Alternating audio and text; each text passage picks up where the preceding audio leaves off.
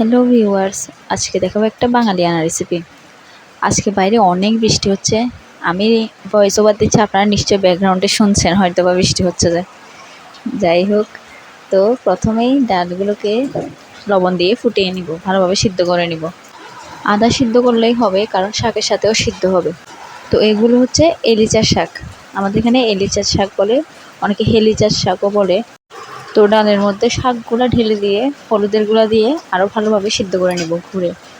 এরপরে আলাদা কড়াইয়ে শুকনো লঙ্কা আর রসুন থেতো করে দিয়েছি, এতে স্মেলটা অনেক ভালো আসে। দিয়ে সম্বাদ দিব। সম্বাদ দিয়ে দেওয়ার পরেই দেখবেন ঠিক এরকমটাই হবে।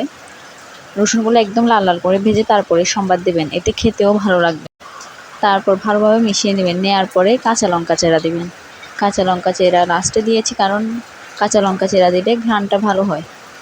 এই শাকটা একটু ঝাল ঝাল খেতেই ভালো লাগে, তো আপনারা অবশ্যই চেষ্টা করে দেখবেন যেন ঝাল রাখেন। ঠিক আছে, বাচ্চারা হয়তো ঝাল খায় না, ওই হিসেবে কমাই দিতে হবে। আমার ঘরে যেহেতু কোনো বাচ্চা নেই, তাই সেটার আর সমস্যা নেই। তো আমি আমার টেস্ট অনুযায়ী অনেক ঝাল দিয়েছি।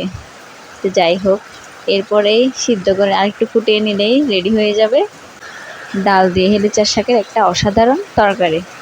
আপনারা এটা অবশ্যই চেষ্টা করে দেখবেন, এটা খেতে ভীষণ ভালো হয়। তো লাস্টে অল্প চিনি দিয়ে দিবেন। চিনি হচ্ছে তরকারিটার টেস্টটাকে ব্যালেন্স করে।